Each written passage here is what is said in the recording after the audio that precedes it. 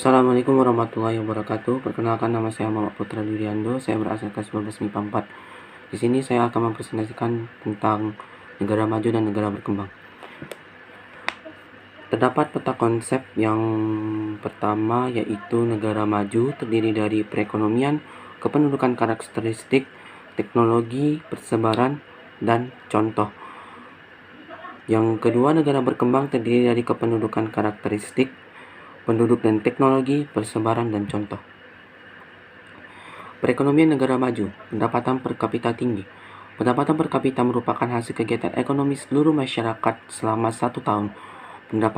Pendapatan per kapita didapatkan dari angka perbandingan antara pendapatan nasional suatu negara dan jumlah penduduk.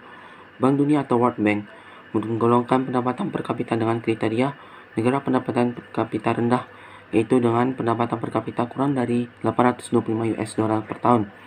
Yang kedua, negara pendapatan menengah, yaitu dengan pendapatan per kapita 826 sampai 3.225 US dollar per tahun. Yang ketiga, negara pendapatan menengah tinggi, yaitu negara dengan pendapatan per kapita antara 3.226 sampai 10.065 US dollar per tahun. Negara kaya, yaitu negara dengan pendapatan per kapita 10.066 US dollar atau lebih.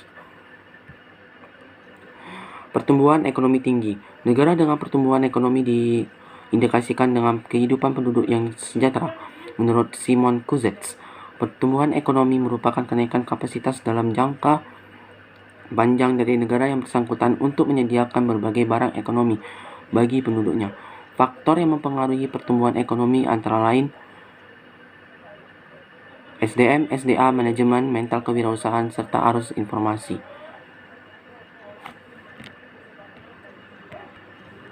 Hasil kegiatan industri sebagai komoditas ekspor. Kemajuan iptek memudahkan negara maju memproduksi untuk memenuhi kebutuhan. Produk utama negara maju berupa barang sekunder dan tersier.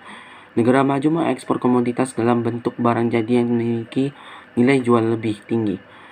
Komoditas ekspor negara maju antara lain mobil, alat elektronik, kendaraan, alat berat.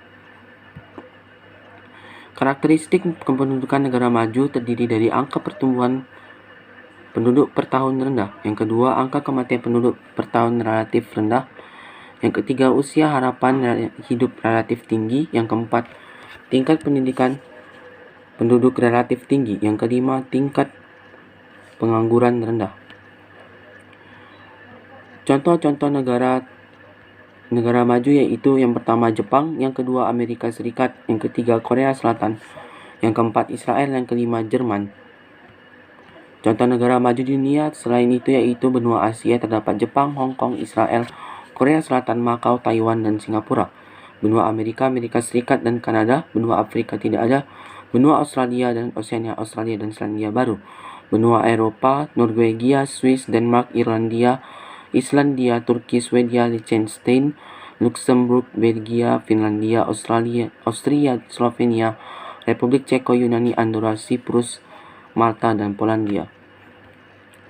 Karakteristik negara berkembang terdiri dari pendapatan per tahun yang cenderung rendah. Yang kedua, keamanan tidak terjamin. Yang ketiga, fasilitas kesehatan minim. Yang keempat, perkembangan penduduk tidak terkendali. Yang kelima, besarnya angka pengangguran. Yang keenam, impor lebih tinggi daripada ekspor.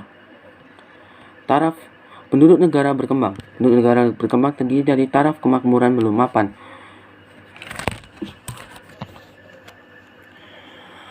Taraf kemakmuran belum mapan. Penduduk di negara berkembang memiliki pendapatan rendah. Selain itu, faktor penghasilan, pemakaian energi di negara tersebut belum merata, misalnya tidak ada listrik di daerah tertentu. Yang kedua, rendahnya produktivitas kerja. Teknologi negara maju. Teknologi negara berkembang. Negara-negara berkembang di dunia harus memiliki kemampuan untuk beradaptasi dengan negara-negara disrupsi teknologi dan harus menjadi teknologi sebagai peluang untuk mendorong pertumbuhan ekonomi. Contoh-contoh negara berkembang yaitu Brazil. Yang kedua adalah India. Selanjutnya, saya akan mempresentasikan tentang bentuk kerjasama negara maju dan negara berkembang.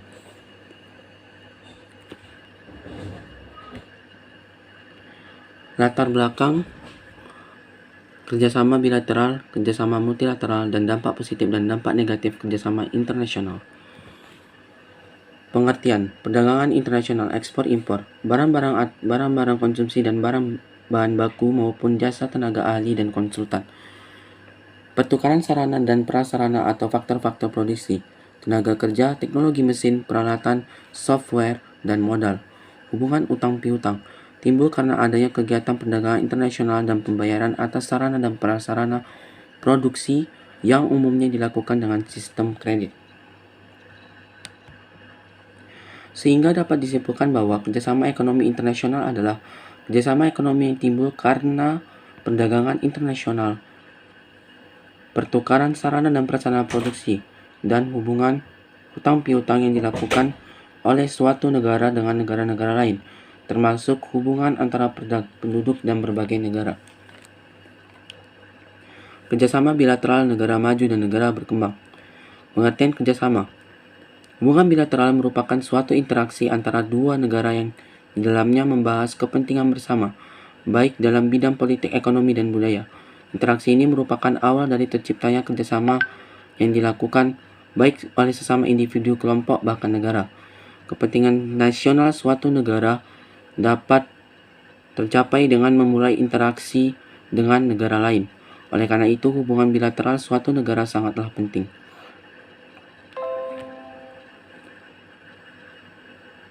Faktor pendorong terjadinya kerjasama bilateral, keterbatasan kemampuan untuk memproduksi sumber daya suatu negara, sehingga terjadi ekspor-impor yang merupakan kerjasama di bidang ekonomi, memiliki perbedaan sumber daya alam di setiap negara untuk mendukung perkembangan industri, memiliki keinginan untuk bekerjasama, perbedaan kebudayaan yang mendorong dua negara untuk saling bertukar kebudayaan, transfer teknologi dan ilmu pengetahuan.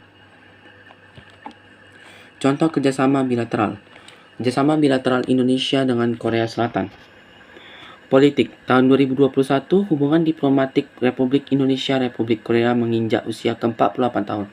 Hubungan diplomatik kedua negara mulai dijalin pada September 1973.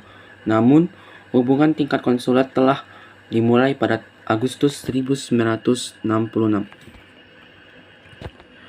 Kedua negara tersebut berupaya meningkatkan hubungan dan kerjasama baik secara bilateral, sosial, dan budaya. KBRI Seoul secara aktif melakukan promosi seni dan budaya Indonesia ke berbagai kalangan di Republik Korea melalui kegiatan-kegiatan berkala. Kerjasama bilateral Indonesia dengan Kanada terdiri dari ekonomi, sosial, budaya. Kerjasama multilateral negara maju dan negara berkembang. Pengertian kerjasama multilateral. Kerjasama multilateral adalah kerjasama yang dilakukan oleh dua negara atau lebih peserta yang diselenggarakan oleh bangsa-bangsa di dunia tanpa memandang wilayah atau perkembangan perekonomian suatu negara. Tujuan kerjasama multilateral untuk memasarkan produk negara-negara anggota, untuk mendapatkan bahan kebutuhan yang diperlukan apabila di negara sendiri tidak memproduksinya, untuk memperoleh jaminan sosial ketika suatu saat negara mengalami kesulitan, sebagai sarana penanaman modal atau investasi dan peminjaman modal, untuk menjalin persahabatan dengan negara-negara anggota. Contoh kerjasama multilateral. Bidang ekonomi. Bidang ekonomi terdiri dari Asia Pacific Economic Cooperation atau APEC. Kerjasama ekonomi Asia Pasifik adalah forum ekonomi 21 negara di lingkar Pasifik yang bertujuan untuk mengukuhkan pertumbuhan ekonomi, mempererat komunitas dan mendorong perdagangan bebas di seluruh kawasan Asia Pasifik. Europe and Economic Community atau EEC. EEC merupakan asosiasi negara-negara di Eropa yang bertujuan mengintegrasikan aktivitas ekonomi setiap negara anggota. Integrasi ekonomi tersebut yaitu pasar bersama dan tarif cukai bersama. ASEAN Free Trade Area atau AFTA. AFTA merupakan kawasan pasar bebas di ASEAN untuk menciptakan kawasan bebas perdagangan dalam rangka meningkatkan daya saing ekonomi. Masyarakat Ekonomi ASEAN atau MA merupakan integrasi ekonomi di kawasan Asia Tenggara. Integrasi ini berupa pasar bebas antara negara anggota ASEAN. Tujuan MEA yaitu meminimalisasi hambatan-hambatan dalam hubungan ekonomi antar negara.